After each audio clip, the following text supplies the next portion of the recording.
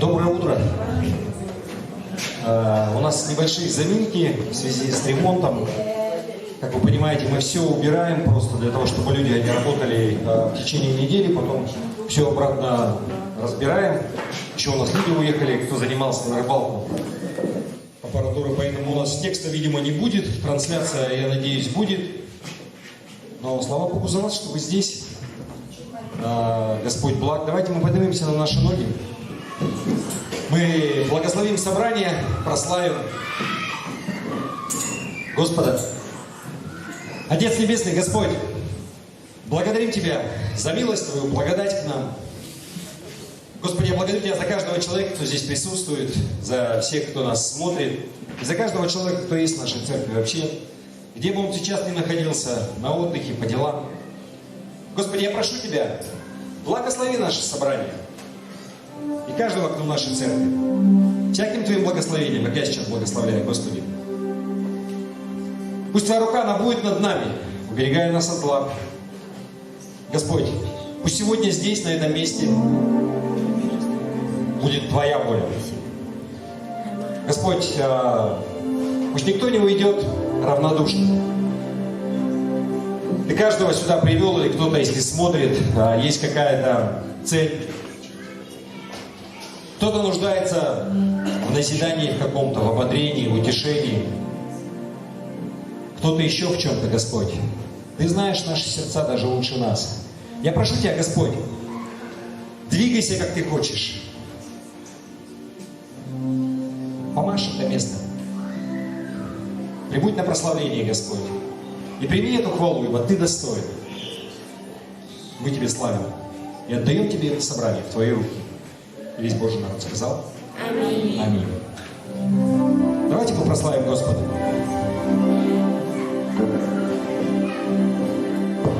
Мы к Тебе воззовем, Дух Святой, мы Тебя так ждем. Руки к небу вознесем, Дух Святой, мы всем сердцем ждем. Воззовем, Дух Святой.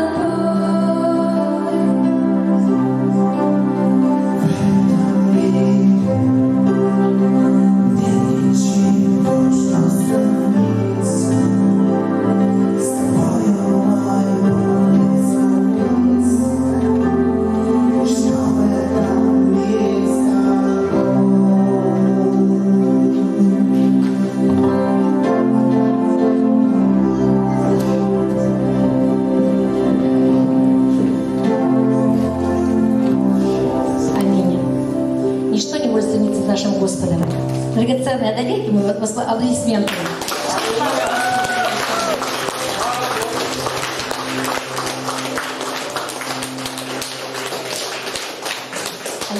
Пока не садитесь, спасибо огромное прославлению. Вообще, когда влились молодые, как-то по-другому все зазвучало, да? С таким молодежью это здорово. Поэтому огромные аплодисменты нашей молодежи.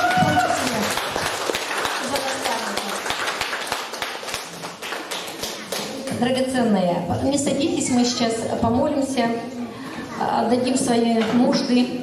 Пока мы на земле, к сожалению, они у нас есть. Вот, мы их отдадим Господу, но прежде отдадим Ему благодарность. Господь, мы благодарим Тебя.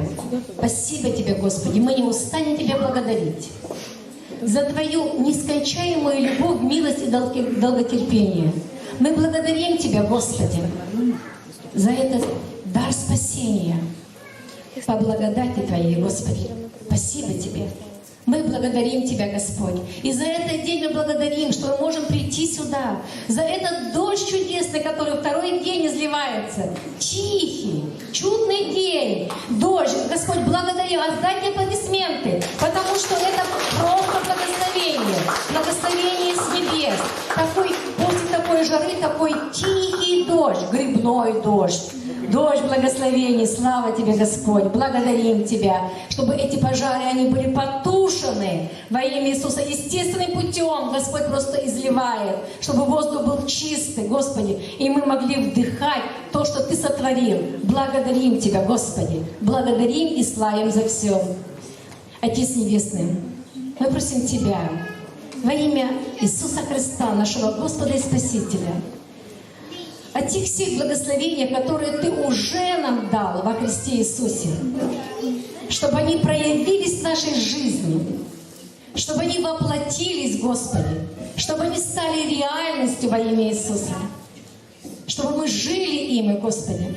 Поэтому мы молимся о этом дожде благословения, Господь. Вот как шел этот дождик, Господь, естественный дождь, вода, так, чтобы лились Твои благословения на народ Твой. И особенно, Господь, мне пришло побуждение такое молиться за тех, кто пришел сюда, за этих верных, которые здесь, Господь, излей обильно. Пусть всякая нужда да будет исполнена во имя Иисуса Христа, по богатству славы Твоей. Благослови, Господи, народ свой. Спасибо Тебе. Спасибо Тебе, что Ты такой щедрый, такой милостивый, Господи. Благодарим Тебя, Господь. И мы сейчас, Господь, молимся Тебе за тех, кто болеет, кто сейчас, Господь, коронавирус, другая болезнь, но кто имеет немощь. Мы провозглашаем истину, что ранами Иисуса мы уже исцелены. И пусть эта истина, она воплотится. И это слово, оно станет реальностью во имя Иисуса Христа. Из того, что мы есть, Господь, кто мы есть во Христе, Ты в нас, а мы в Тебе посажены на небесах. От престола благодати мы высвобождаем, Господь, Твое исцеление каждому, кто в этом нуждается. Высвобождаем, Господь, Твою исцеляющую силу и утверждаем, Господь, что ранами Иисуса они уже исцелены. Мы соглашаемся с этим, и мы утверждаем это. Мы верим, Господь, в Твою истину. Да придет, Господь, божественное исцеление там, где оно нужно, Господь.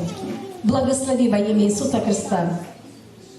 По вере нашей, Господи, да будет происходить чудеса и знамения, которые, Господь, Ты посылаешь.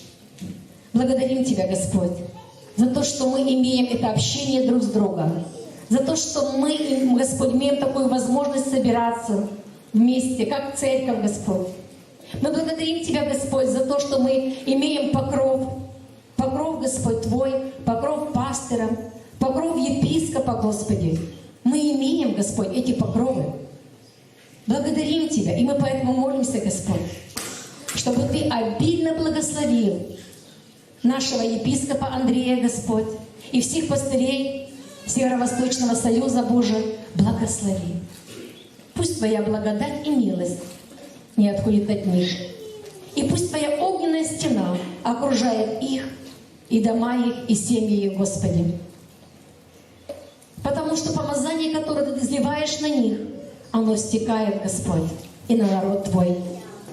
Мы благодарим Тебя, Господь, что мы чувствуем это единство, эту любовь, потому что это от Духа Святого, это не от нас.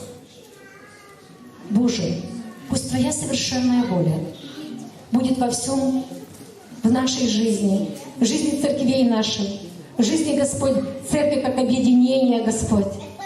Благослови во имя Иисуса Христа.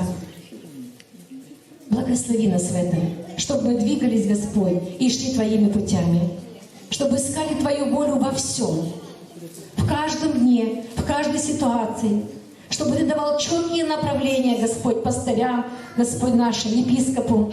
Благослови во имя Иисуса Христа. Да укрепимся мы, Боже, в Тебе. Да укрепимся. Благодарим Тебя, Господь. Благодарим. Славим Тебя за все. Господь.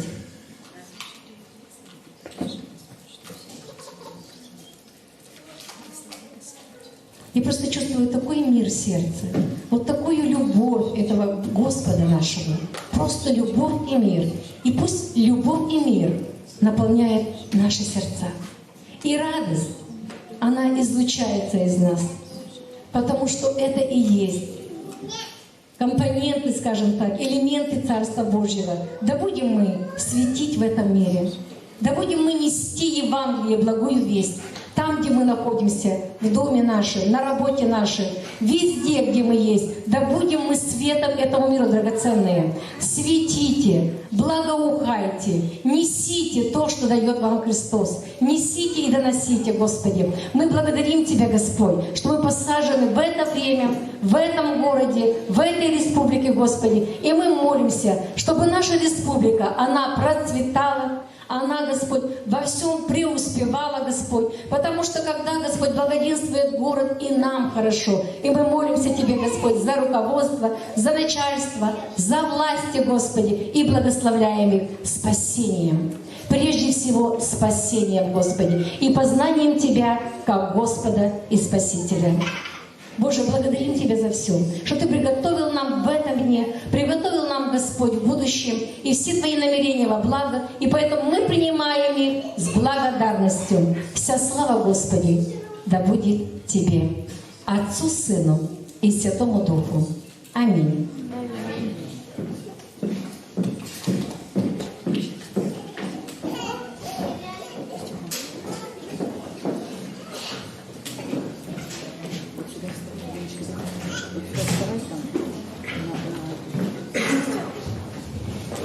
Еще раз доброе утро всем. Я рад вас видеть. Слава Богу за вас. Детям уже можно выходить. Давайте мы за деток помолимся. У нас добрая традиция. Мы благословляем детей, подростков. Саят, вот сюда нужно. На сцену не нужно выходить. Вот здесь перед сценой.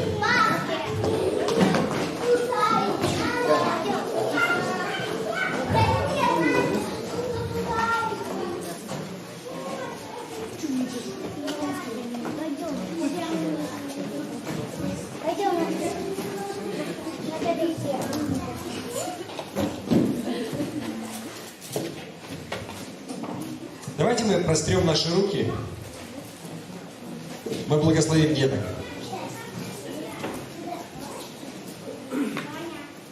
Отец Небесный, Господи, благодарим Тебя за каждого ребенка и подростка, которые здесь присутствуют, а также вообще за всех детей в нашей церкви. И мы просим Тебя, Господи, благослови каждого, как мы их сейчас благословляем.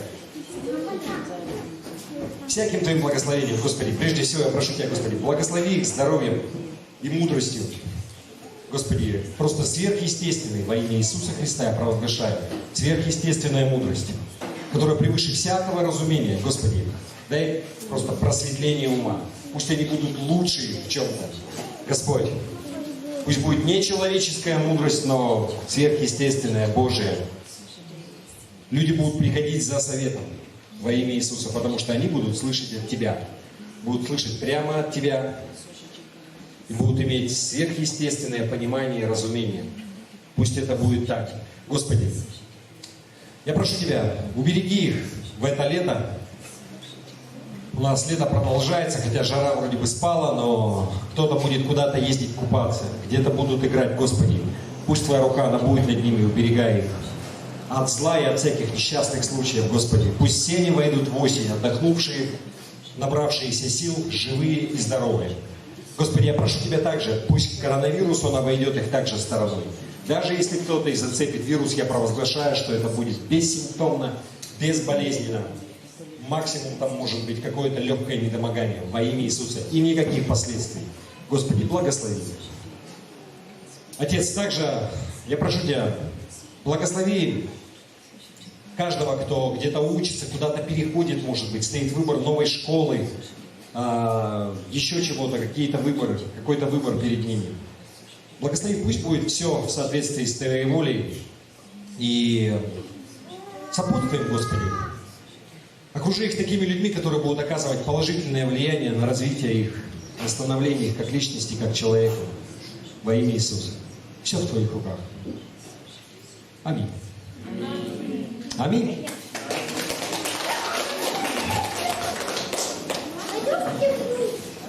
Слава Богу!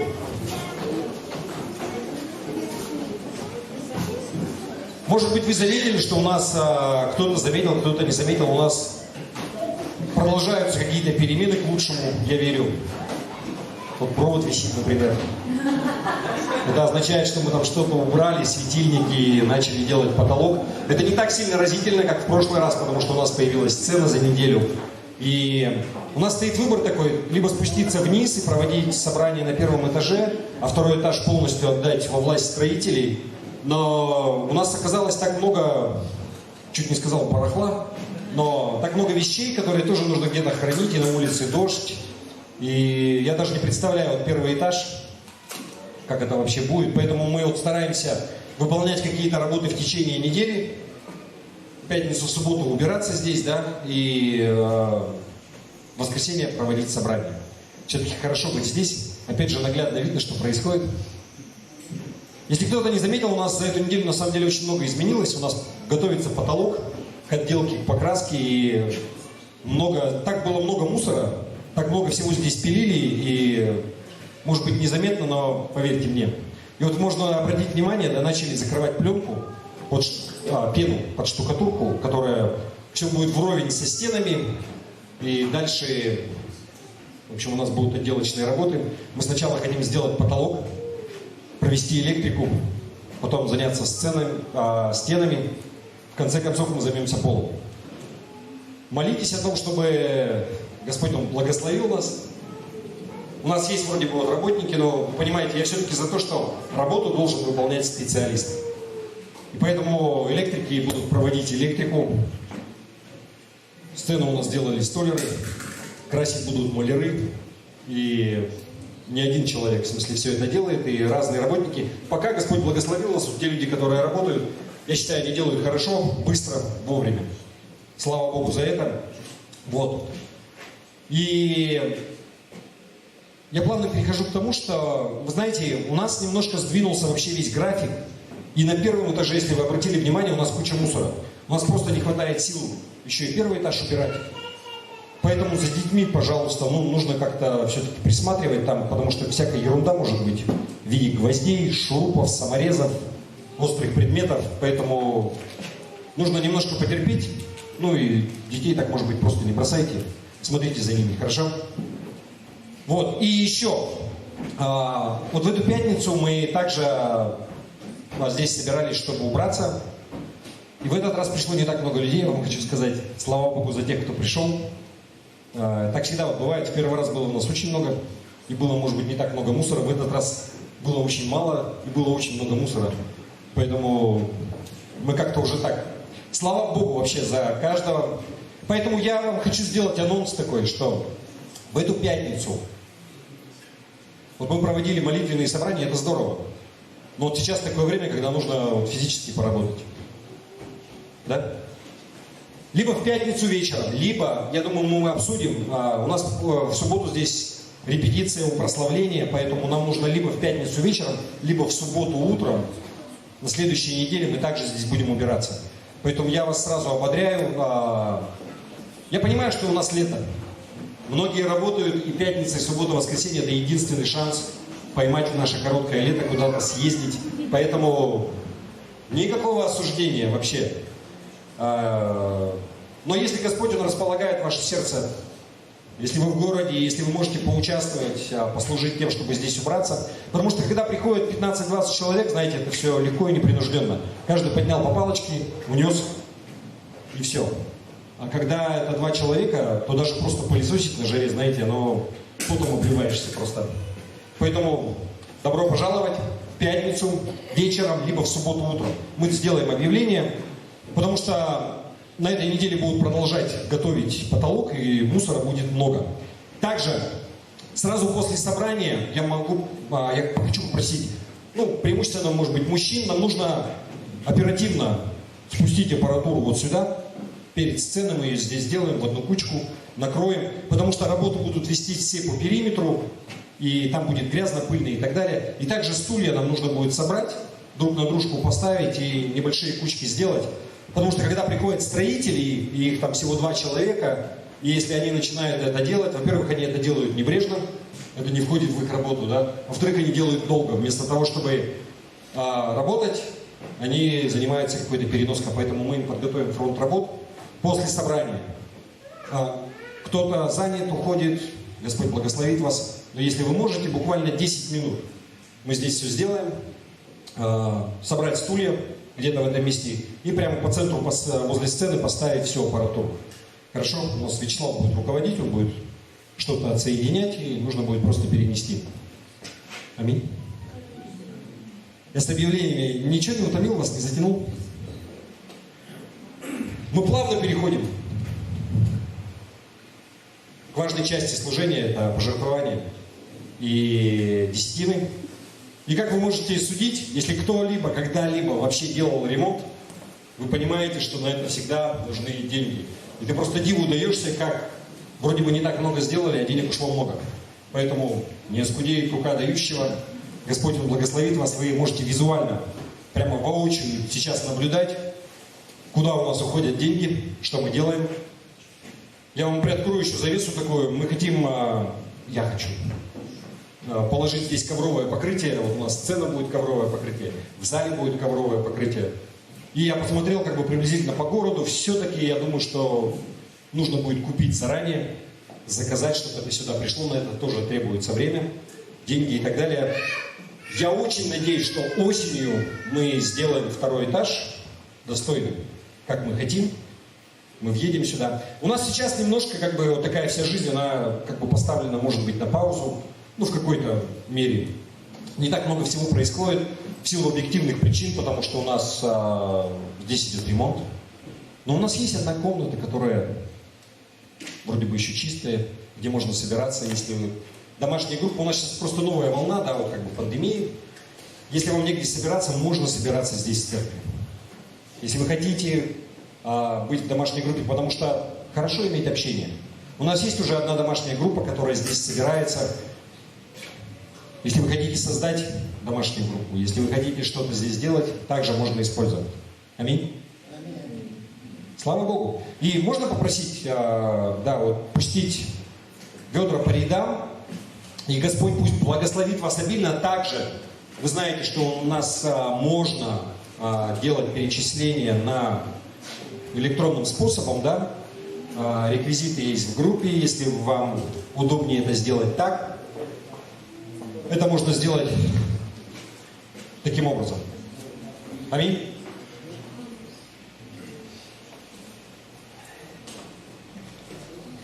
Слава Богу.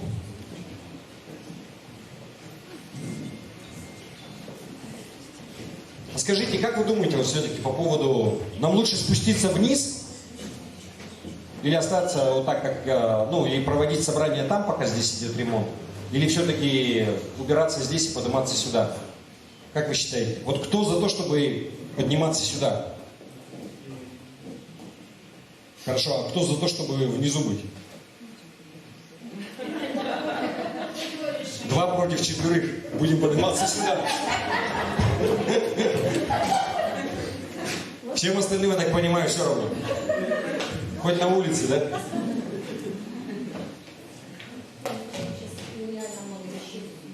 Да, у нас очень много вещей. Вы знаете, вы не поверите, как...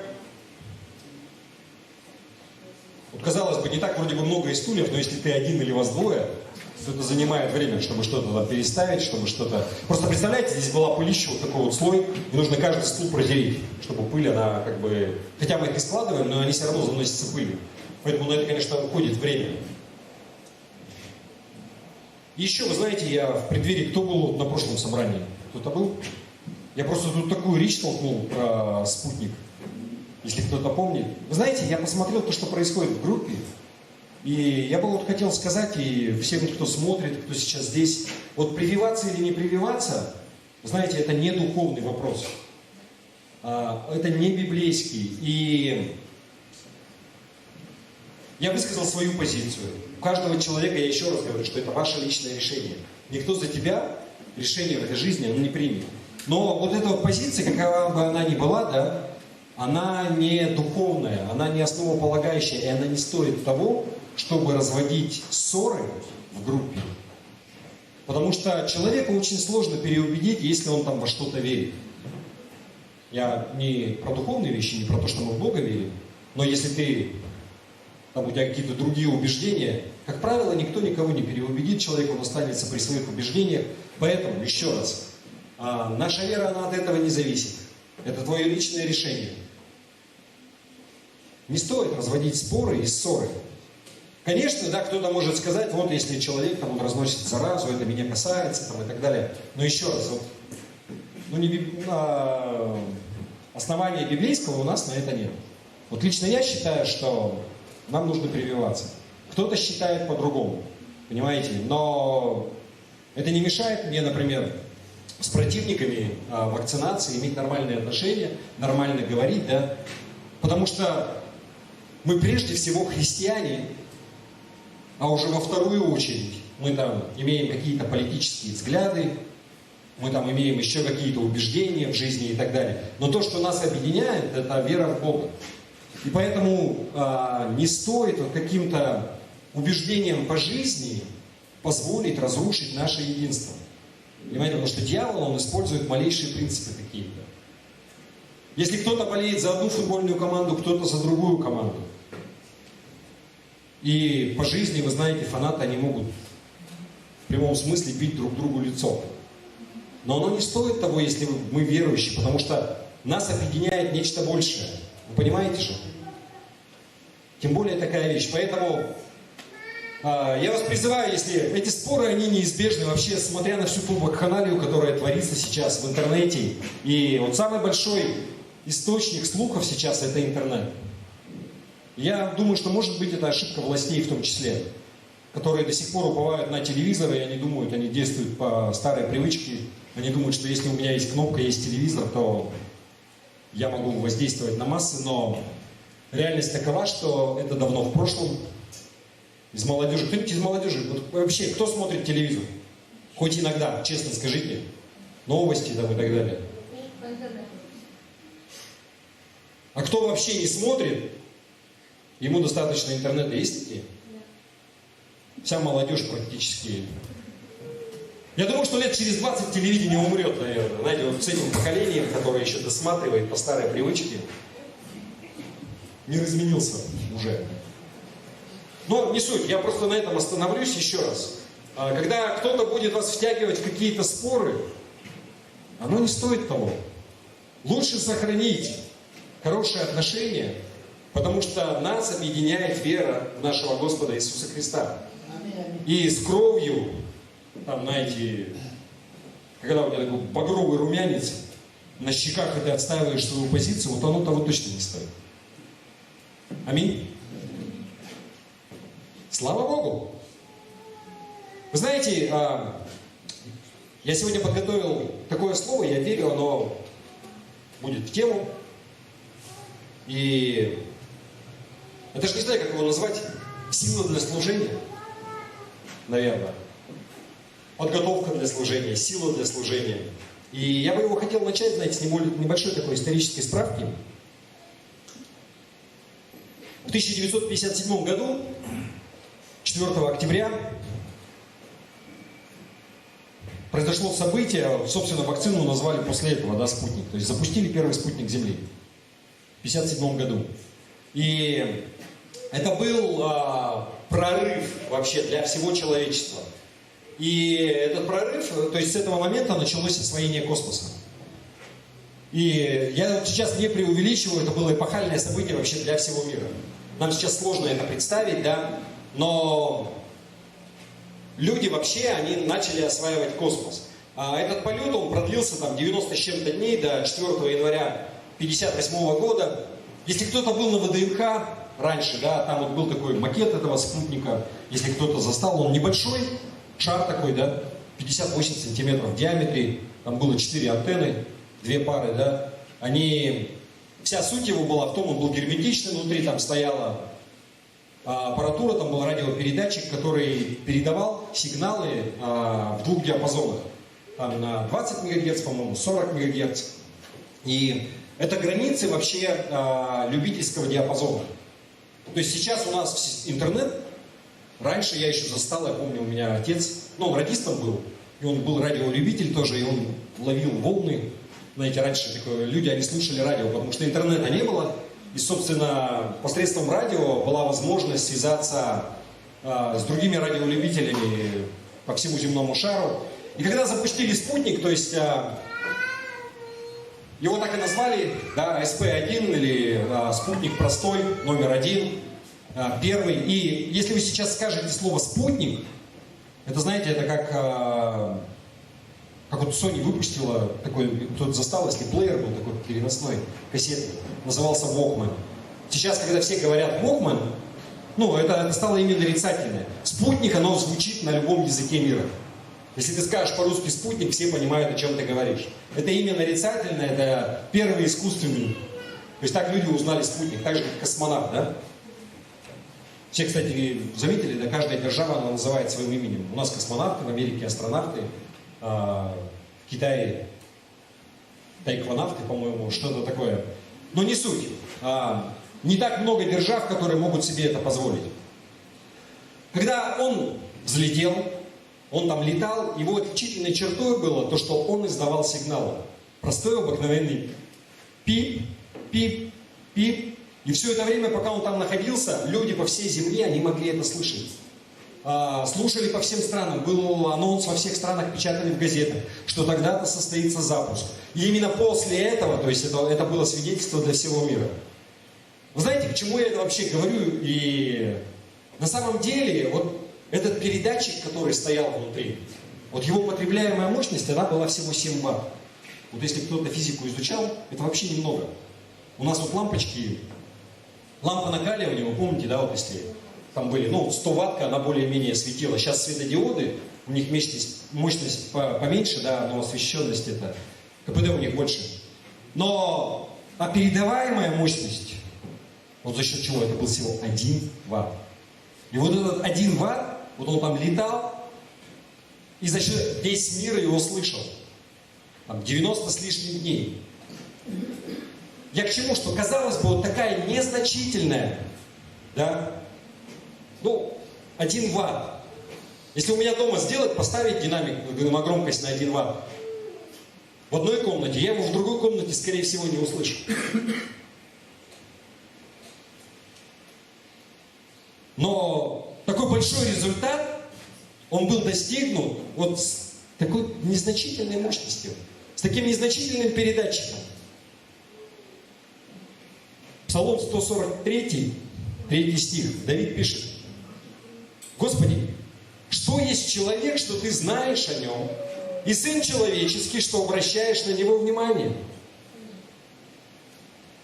Вы знаете, здесь Давид, он в открытую вопрошает Господу, как вообще Бог, он может рассматривать незначительного человека для того, чтобы воплощать свои планы.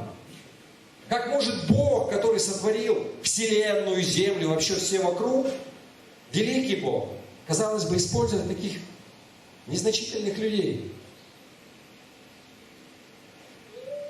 Знаете, как-то один из космонавтов, когда он был на орбите, он сказал, что я был на орбите, я смотрел на Землю, и я приложил палец к иллюминатору, когда Земля, она была в иллюминаторе, и мой палец большой, он закрыл всю Землю на таком расстоянии. То есть я смог закрыть вообще всю землю. И он говорит, что меня просто пронзила такая мысль, что насколько же мы незначительны и малы, если весь мир, который я знаю, я смог закрыть одним пальцем. В масштабах Вселенной вообще, все, что Господь сотворил, Земля, это очень небольшой мир. В сравнении с Богом, который говорит, что мои пути не ваши пути, мы ничтожны. По сравнению с Его масштабами, мы не такие уж и впечатляющие. И несмотря на это, Бог хочет использовать нас. Несмотря на это, Бог желает использовать нас. Ефесянам 2 глава, 10 стих. Написано следующее. «Ибо мы, Его творение, созданы во Христе Иисусе на добрые дела, которые Бог предназначил нам исполнять». Бог предназначил какие-то дела для тебя и для меня, чтобы мы их исполнили.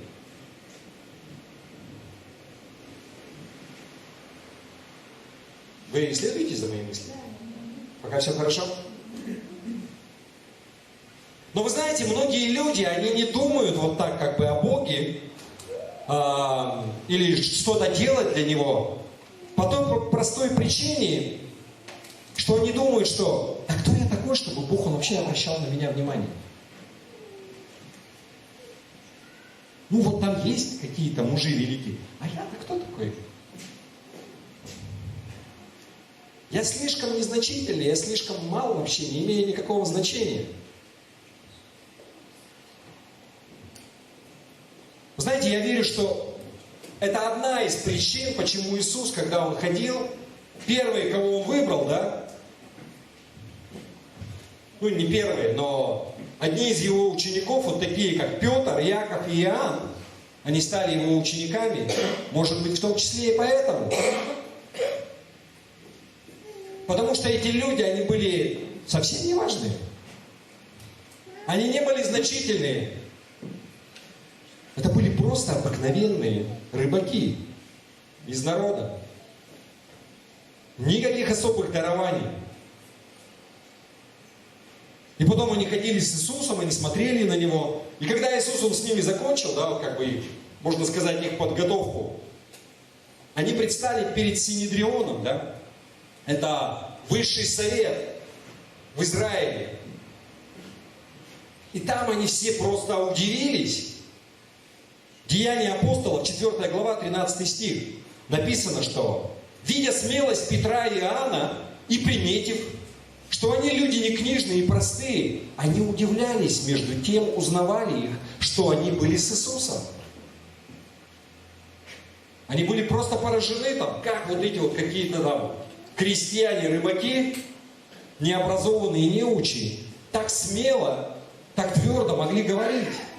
И такие вещи. Открывать знания Писания. Возникает вопрос. А Бог может использовать тебя?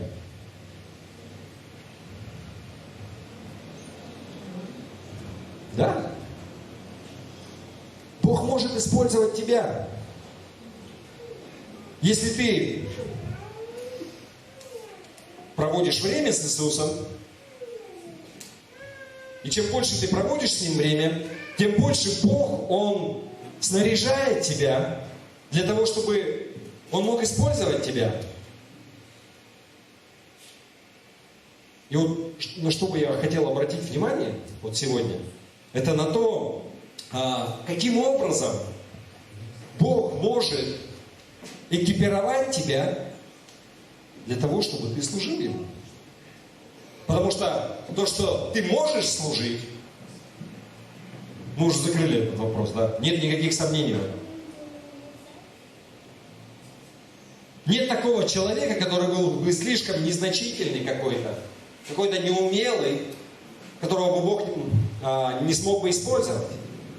Вы согласны?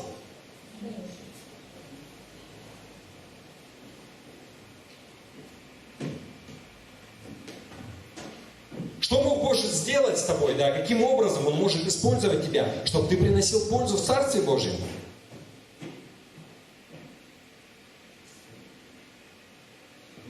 Вы знаете, я эту проповедь, идею взял у другого проповедника.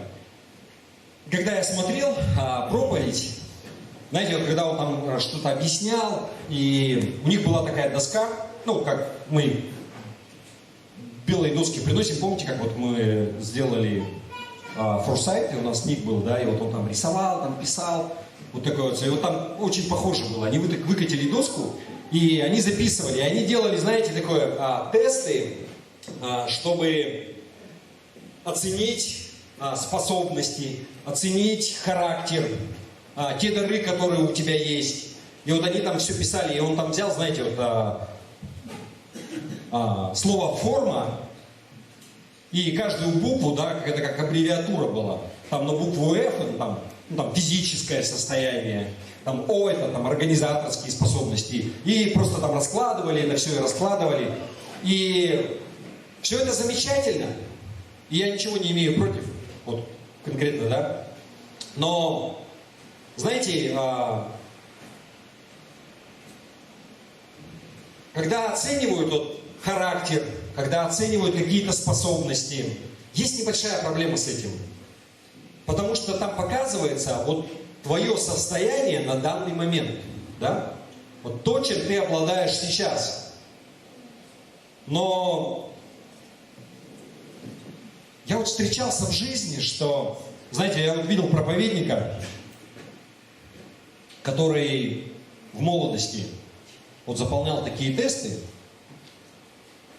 которые показывали ему, что он может быть очень хорошим там художником, какой-то творческой личностью, еще что-то. Но что ему было противопоказано, это публичные выступления.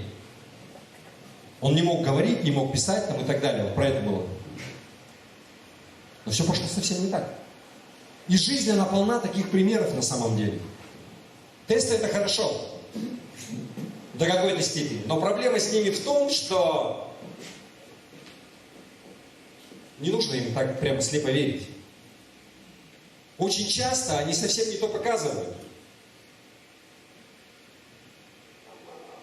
Что я хочу донести? Это нормально. Смотреть, да, где у тебя предрасположенность к чему. Особенно молодые люди, когда ты пытаешься определиться с профессией. Но на самом деле вот эти тесты, они не помогут тебе стать хорошим служителем для Бога.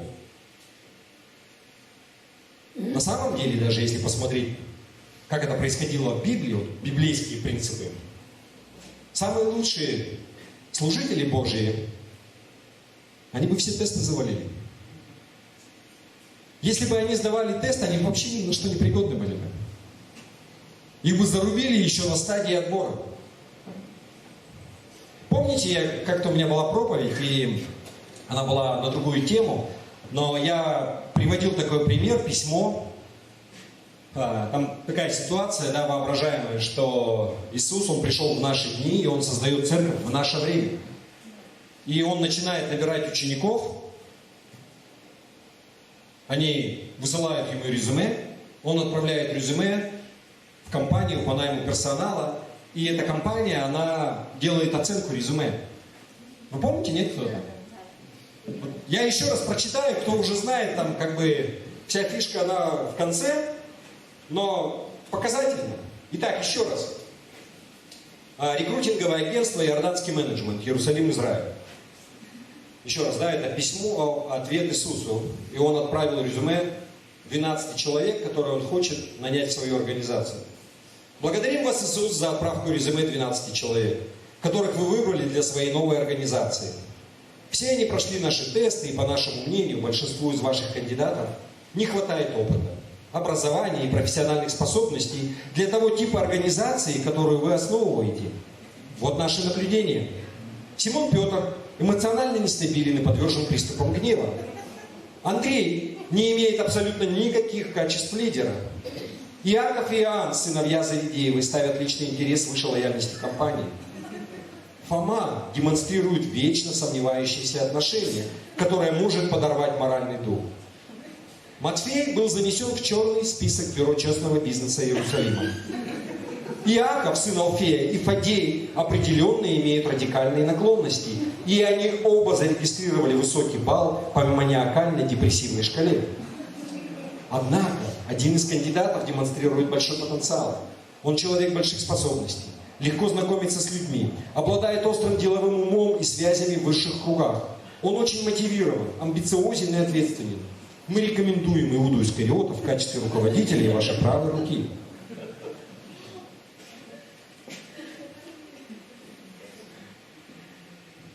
Мне было бы смешно, если бы не было бы так грустно, да? Если бы учеников взяли и запустили сейчас, я не знаю, чтобы они поступили на работу в какую-нибудь корпорацию, скорее всего, их бы зарубили. Потому что они были в большинстве своем необразованы, неречисты. У них не было никаких необходимых навыков. Более того, если посмотреть вообще не только на учеников Иисуса, но на значимые фигуры в Ветхом Завете. Моисей, например. Та задача, для которой Бог его выбрал, и которую Моисей воплотил, он был абсолютно не способен, непригоден. Профнепригоден, я бы сказал.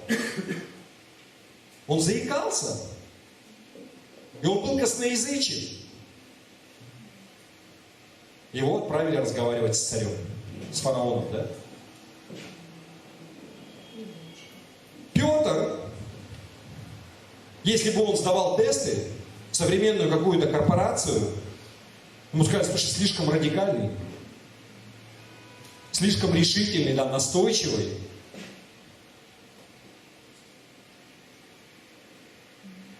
Иоанн, если бы он сдавал тесты, он бы завалил, потому что он был не очень грамотный. Речь его и построение, письмо слишком простая. Он не мог изложить на бумагу, да, вот такую красивую словесную форму, как Павел потом делал. Еще раз, проблема с тестами, то, что они показывают, вот как бы твое состояние, какую-то вот способности твои на данный момент. Еще раз, давайте мы посмотрим вот на тот диалог, который был у Бога с Моисеем. Итак, Исход 3 глава, 10 стих, где Бог, он говорит Моисею, да, что ему нужно сделать. Исход 3:10. Бог говорит: «Итак, пойди, я пошлю тебя к фараону, царю египетскому, и выведи из Египта народ мой, сынов Израилевых». На что Моисей отвечает, это уже 4 глава, тоже 10 стих. «И сказал Моисей Господу: о Господи, человек я неречистый, и таков был и вчера, и 3-го дня, и когда ты начал говорить с рабом твоим». В том смысле, что когда ты со мной говоришь, я до сих пор такой же. «Я тяжело говорю и косноязычен». Моисей бы точно завалил всякие тесты, если бы его выбирали в качестве посланника, посла какому-то царю, который должен прийти и объяснить ему: слушай, отпусти народ мой. Но вы знаете, что Бог ему сказал? 4 глава, 11-12 стих. Господь сказал Моисею: кто дал уста человеку? Кто делает немым, или глухим, или зрячим, или слепым? Не я ли Господь Бог? Итак, пойди, и я буду при устах твоих и научу тебя, что тебе говорить. Другими словами, Моисей, я тебе тесты давать не буду. Я не буду смотреть на твои способности на данный момент. И все твои отмазки, что я не могу, я говорить не умею, я то не умею, я сё не умею. Я выбрал тебя для того, чтобы ты сделал мою работу. Работу для меня. И я снаряжу тебя. Потому что я великий Бог, который дает все, и ты пойдешь, и я буду с тобою. Я тебя научу, я тебя вложу. Ты будешь говорить то, что надо.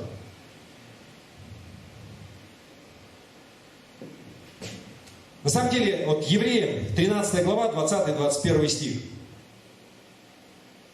Здесь говорится о том, что Бог, Он сделает для тебя и для меня. Ну, давайте сначала в синодальном прочитаем. Евреям, 13 глава, 20-21. Бог же мира, воздвигший из мертвых пастыря, овец великого кровью завета вечного, Господа нашего Иисуса Христа, да усовершит вас во всяком добром деле к исполнению воли Его, производя вас благоугодно Ему через Иисуса Христа, Ему слава во веки веков. Аминь. Я хочу то же самое прочитать в новом русском переводе, потому что там не так много деепричастных оборотов, которые одно за другое, знаете, сложно сочиненные, подчиненные предложения, когда ты мысль теряешь. Но вот сейчас послушайте, мне кажется, гораздо понятнее. Это к тому, что хорошо читать разные переводы, да, и современные, когда тебе более понятно. Еще раз, то же самое место, Евреям 13 глава, 20-21 стих. Пусть Бог, источник мира, который благодаря крови, скрепляющей вечный завет, воскресил из мертвых Господа нашего Иисуса, великого пастыря своих овец, укрепит вас на добро для исполнения Его воли. И пусть через Иисуса Христа Он совершает в нас то, что угодно Ему. Иисусу Христу да будет слава во веки веков. Аминь. Это Божий план. Бог предназначил для нас дела какие-то исполнять. И у Бога есть план, как нас экипировать для этого. Он не бросит тебя просто так. Но каким образом Он может экипировать нас для того, чтобы мы были пригодны, для того, чтобы Он мог нас использовать? Пара вещей приходит на ум. Во 2 Тимофеям, 3 глава, 16-17 стих. Еще раз. Второе послание Тимофею, 3 глава, 16-17. Написано, что все Писание богодухновенно и полезно для научения, для обличения, для исправления, для наставления в праведности. Да будет совершен Божий человек ко всякому доброму делу приготовлен. Бог, Он может экипировать тебя через свое слово, через ту книгу, которую Он нам дал, через Библию. Библия, она обучает нас. Она корректирует нас, когда мы делаем что-то не так. Она подготавливает нас в праведности. И она показывает, что делать хорошо, а что не очень хорошо.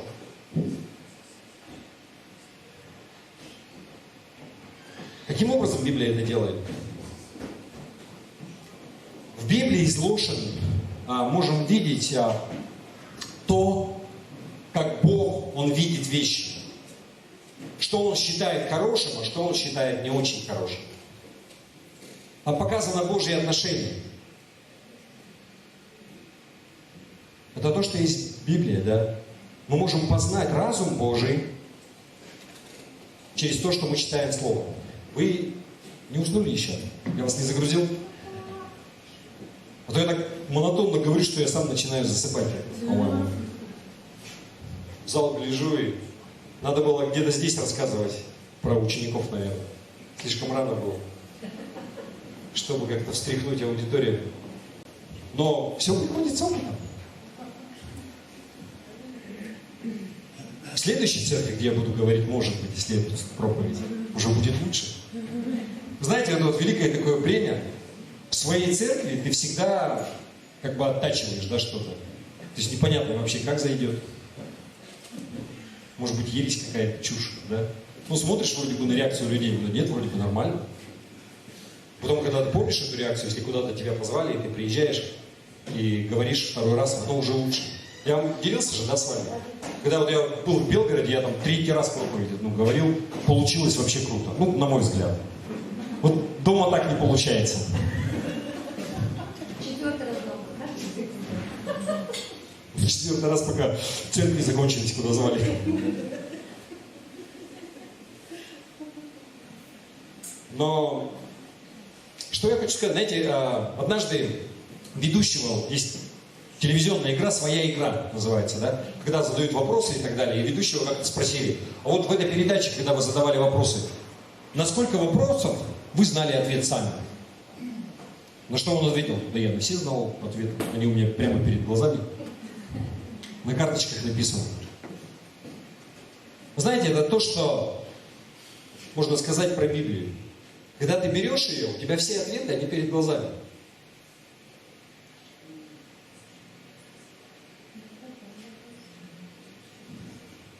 Псалом 118, 100 стих. Давид пишет следующее. «Я сведущ более старцев, ибо повеление Твои храню». Я знаю больше, чем старики, чем мудрецы, потому что я повеление Твои храню. Псалом 118, 98 стих. «Заповедью Твоею Ты соделал меня мудрее врагов моих, ибо она всегда со мной». Чем больше в тебе Слова Божие, тем лучше у тебя дела. Может быть, прямой корреляции, нет, все равно есть. Имеется в виду, тем лучше для тебя, так я сформулирую. Чем больше ты наполняешься Словом Божьим, тем лучше для тебя. Но есть еще больше.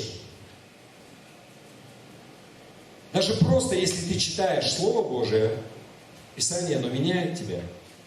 Оно меняет твое восприятие, оно меняет твое отношение. И в конечном итоге это приводит к тому, что твоя жизнь, она тоже меняется. Ну, если у тебя не биполярочка только, да, как бы, если ты думаешь, и потом твои думы, они приводят к каким-то действиям, то твоя жизнь, она меняется. Евреям 4 глава, 12 стих, написано следующее. «Ибо Слово Божие живо и действенно, и острее всякого меча обоюдоострого, оно проникает до разделения души и духа, составов и мозгов, и судит помышления и намерения сердечные». Когда ты читаешь Слово Божие, Божьи слова, они работают над тобой. Они меняют тебя, они укрепляют тебя, скрепляют. Бог то же самое практически сказал в книге пророка Исаии, 55 глава, 10-11 стих. «Как дождь и снег не сходит с неба и туда не возвращается, но напояет землю и делает ее способной рождать и произвращать, чтобы она давала семя тому, кто сеет, и хлеб тому, кто ест, так и слово мое, которое исходит из уст моих, оно не возвращается ко мне тщетным, но исполняет то, что мне угодно, и совершает то, для чего я послал его». Слово Божие, оно не бывает тщетным, оно приносит результат. Если ты хочешь, чтобы Бог менял тебя, чтобы жизнь твоя менялась, чтобы работал с тобой, использовал тебя, читай книгу, читай Его Слово. И это первый способ, каким образом Бог, Он экипирует нас для служения. Вы согласны? Не спите?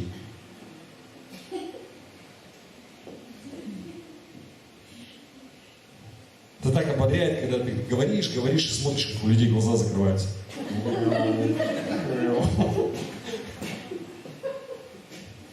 И когда учился как-то, то ходил студентам на пары, особенно на первую пару. Знаете, бывало часто жутковато, в прямом смысле, хоть спички вставлять. Ты вроде бы сидишь своими глазами, пытаешься смотреть очень широко и понимаешь, что ты вообще ничего не понимаешь. И, в принципе, с таким же успехом можно было дома остаться. Итак, первый способ, каким образом Бог, Он может подготовить нас, да, это через Свое Слово. Нам нужно читать Его Слово, потому что там мы узнаем разум Божий, мудрость Его. И второй способ, это через других людей в церкви. Каким образом Бог может нас экипировать. В Ефесянам, послание Ефесянам, 4 глава, 11-12 стих написано следующее. «И Он поставил одних апостолами, других пророками, иных евангелистами, иных пастырями и учителями к совершению святых на дело служения для созидания тела Христова». Есть разные люди в церкви,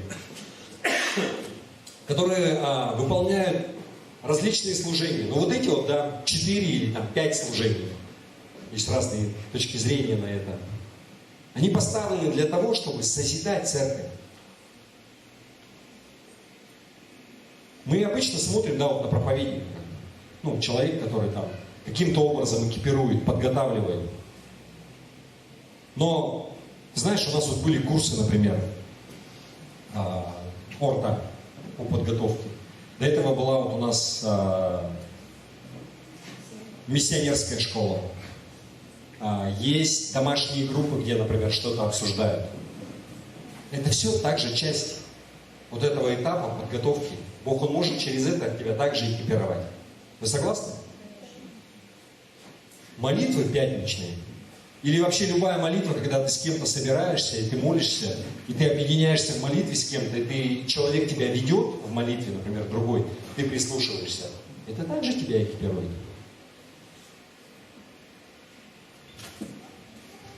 Вы согласны?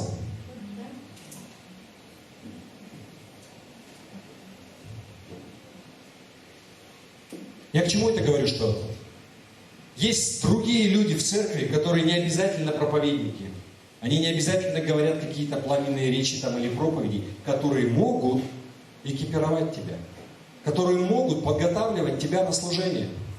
Никогда не пренебрегают. Бог, Он может послужить, подготовить тебя через любого человека. Посещение больных кого-то, молитва за больных.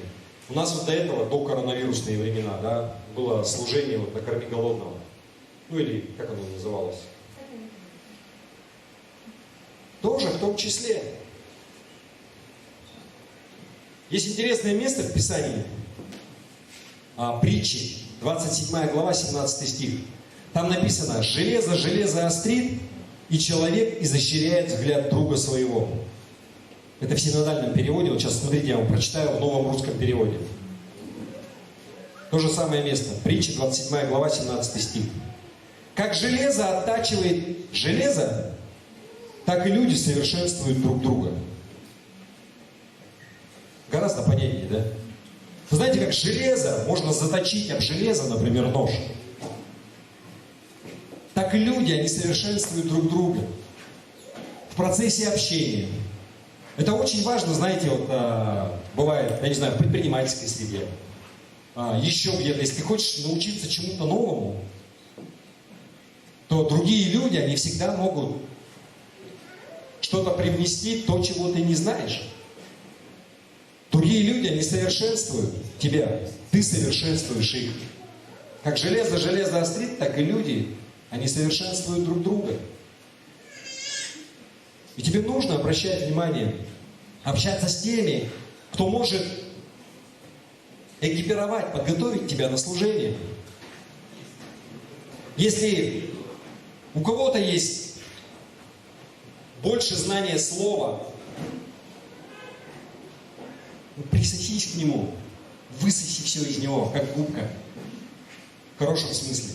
Не жизненные силы, но знания.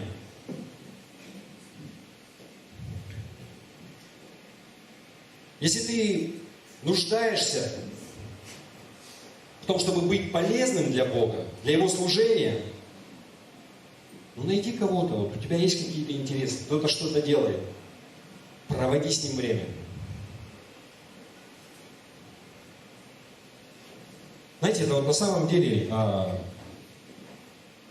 помимо того, что мы спасаем людей, исполняем заповедь Господа, но это, наверное, самая важная задача церкви, что мы экипируем друг друга.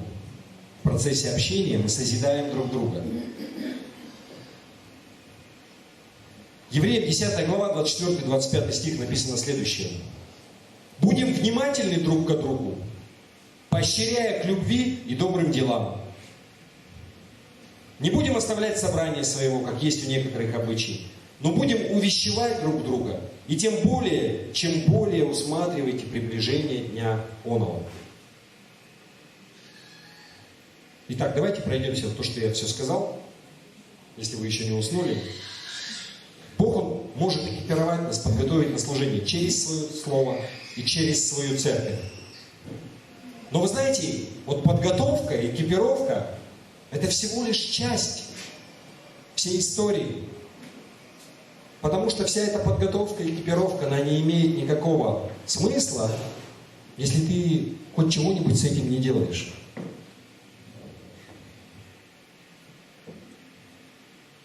Давайте еще раз вернемся к Петру, Иакову и Иоанну. Иисус, Он сказал, да, они были простые рыбаки.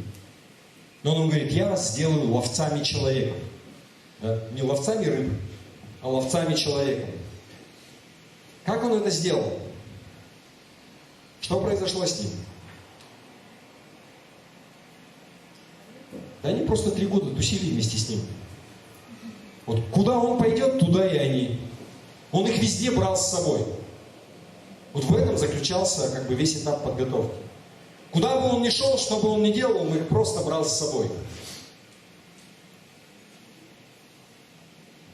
Но когда они были с Иисусом, да, они делали разные вещи также, постепенно. Но одна из самых первых вещей, то, что они делали, вы знаете, Андрей, первозванный, да, особо почитаемый на Руси, первый из учеников, когда его Иисус позвал, он что сделал?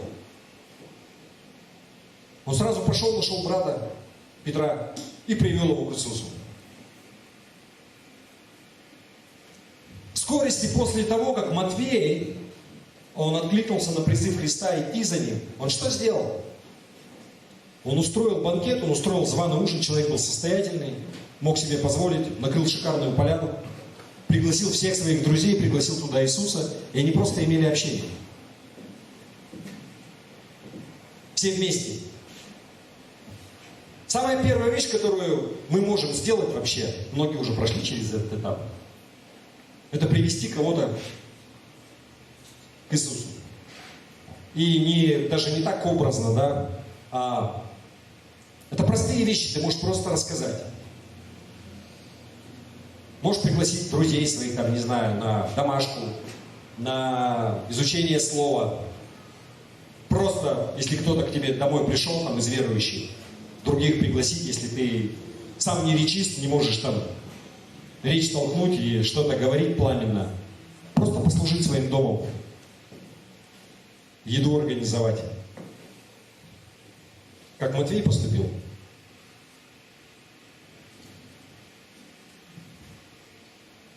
Позже, да, Иисус, Он начал отправлять учеников по парам. Для того, чтобы они ходили там по всем окружающим селениям, да, и рассказывали о Нем. Знаете, как предваряли Его. Такая пиар-компания была, что приблизилось Царство. И они исцеляли людей, изгоняли бесов. Но на самом деле послание, оно было очень простое. Луки 10 глава, 9 стих, 2 часть там. «Приблизилось к вам Царствие Небесное». Я уже скоро закончу.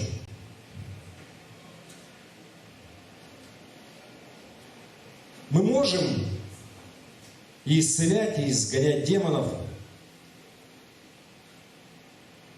Но если посмотреть, знаете, вот что делали ученики? Они просто восполняли нужды людей.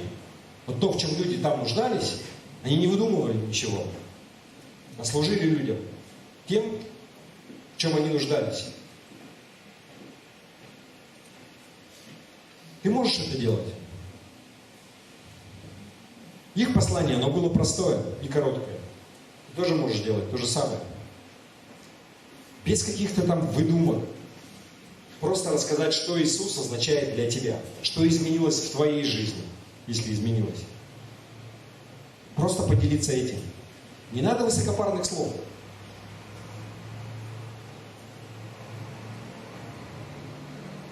И это несложно.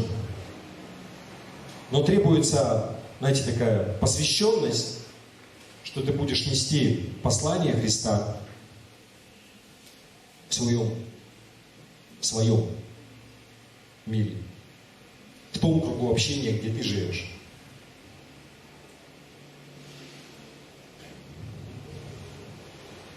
Интересно, что вот Иисус, Он сделал вот со своими учениками.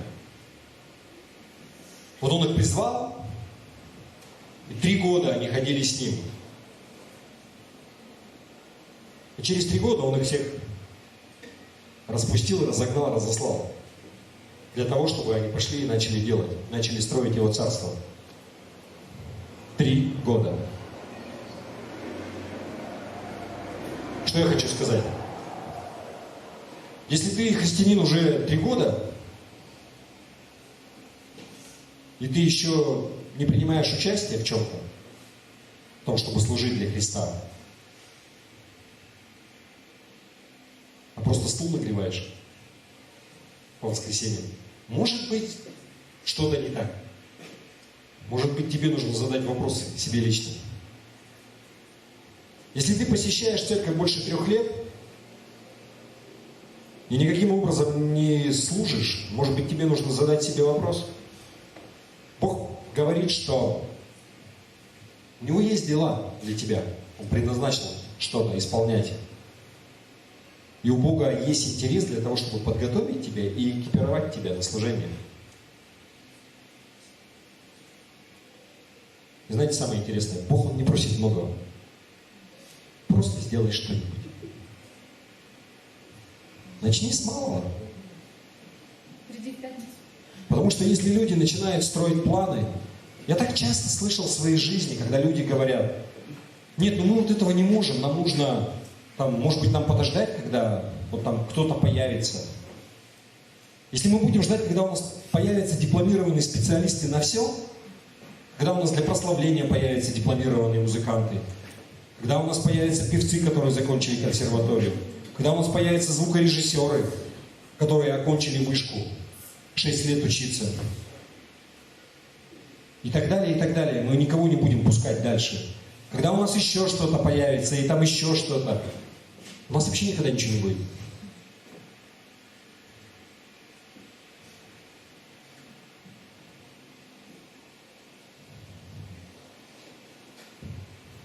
Кто-то может сказать, что ты жалуешься? Наверное, может быть, в какой-то мере. Вы знаете, интересная вещь такая. Вот у нас есть трубки кимберлитовые, где добывают алмазы, да? И по Якутии, вот Южная Якутия, то есть Мирная у нас самая знаменитая. Знаете, вот интересное соотношение, вот у нас, по крайней мере, в Якутии, вы знаете, да, что те алмазы, которые добываются, 20% ориентировочно, это ювелирные алмазы, да, то есть из которых потом их можно пустить на ювелирку, огранить, сделать красивые камни, получаются бриллианты. Но 80% это технические алмазы. Но интересное соотношение, вот эти вот 20% ювелирки, они дают 80% всех денег, всей ценности. А вот 80% камней, которые идут на технические нужды, они приносят всего лишь 20% денег. Знаете, большинство церквей, оно страдает от того, что 20% людей в церкви делают 80% всей работы. Часто. Но, вы знаете, может быть, это и хорошо. Потому что меняется что-то, люди начинают делать, процентное соотношение меняется, и вроде бы половина уже что-то делает, но потом новые люди приходят. И им требуется время на подготовку, и процентное соотношение оно опять падает. Что если это так будет, таким образом, вот если растет количественный показатель, а процентное соотношение оно остается, я согласен. Но если мы не растем количественно, и у нас так и остается, что 20% они делают 80% всей работы, что-то не то. Но вы знаете, даже в самых лучших церквях, в самых больших, великих церквях есть люди,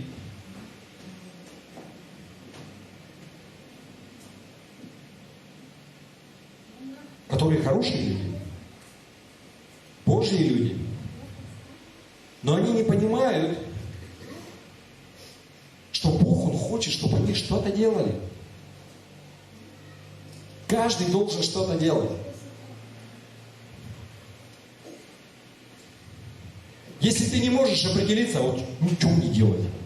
Ну, вот я такой, у меня там вот петь не умею, играть не умею. У нас вот есть диакон Наталья Егунова. Можешь к ней подойти. Можете ко мне подойти, спросить.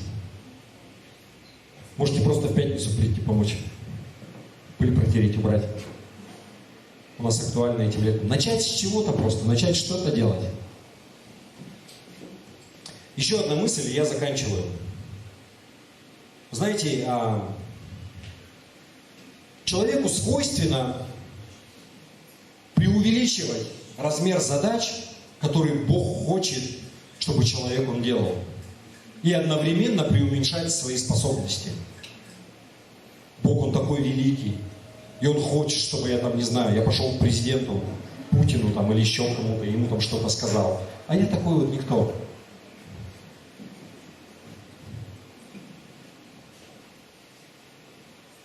Я как-то говорил о проповедях, знаете, в проповеди уже у меня была такая вот, каким образом Бог Он подготавливает. Вот на примере пророка,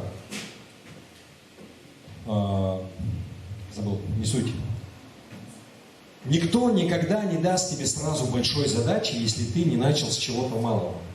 Ты начинаешь с чего-то малого, заканчиваешь, Бог тебе дает что-то больше. Это элементарный принцип здравый, который в том числе повсеместно здравые люди, они применяют, в том числе на работе.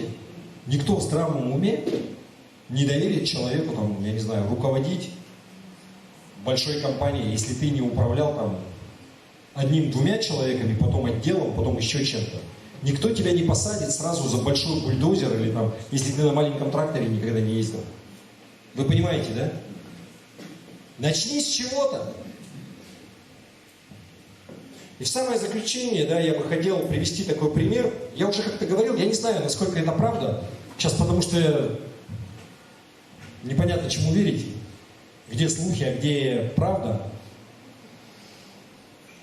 Но я несколько раз встречал эту байку, или это правда, я не знаю. Но суть в том, что когда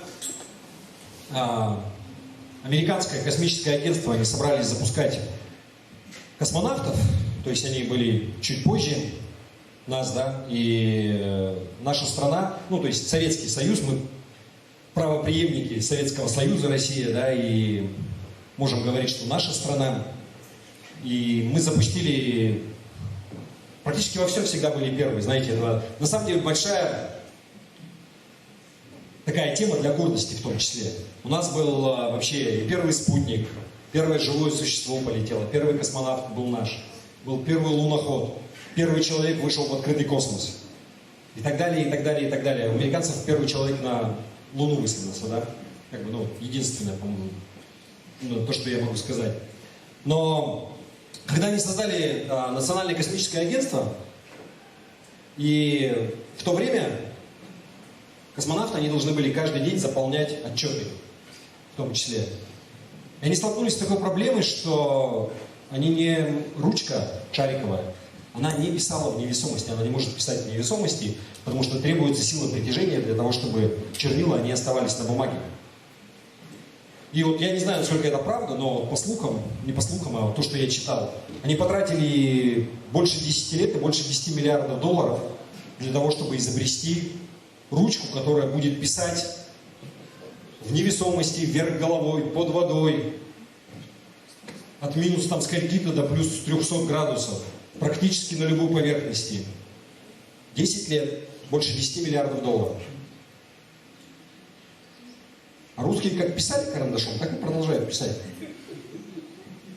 Просто пошли другим путем.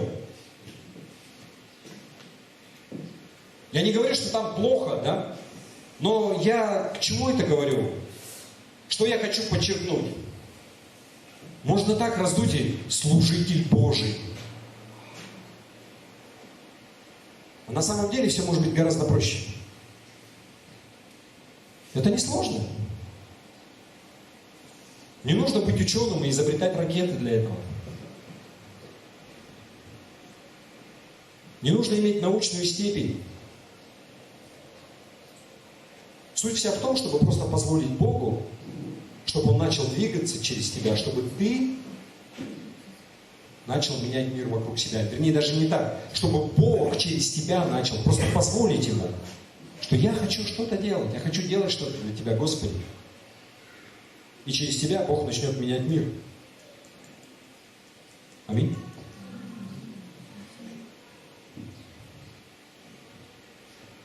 Слава Богу. Давайте мы поднимемся, мы помолимся.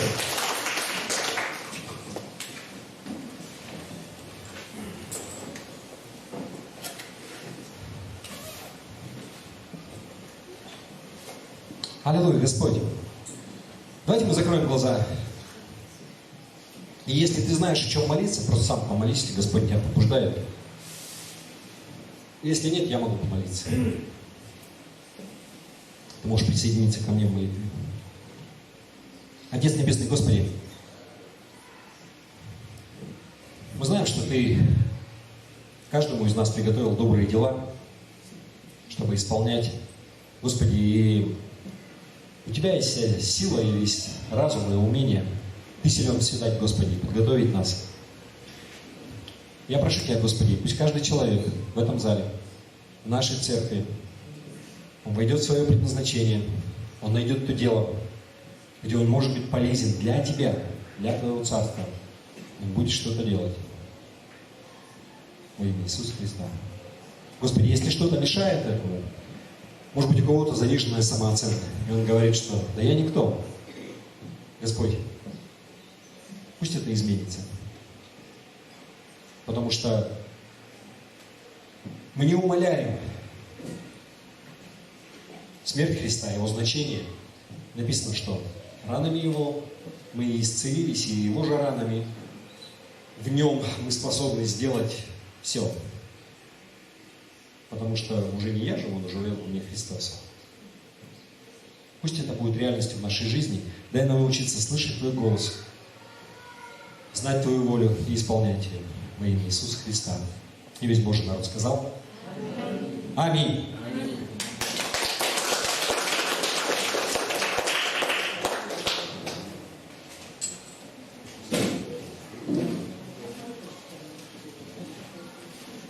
Хорошо. Андрей, можно уже трансляцию закончить? Просто Любовь Николаевна хотела вот поделиться, я не знаю, она имеет медицинское образование, я даже не знаю,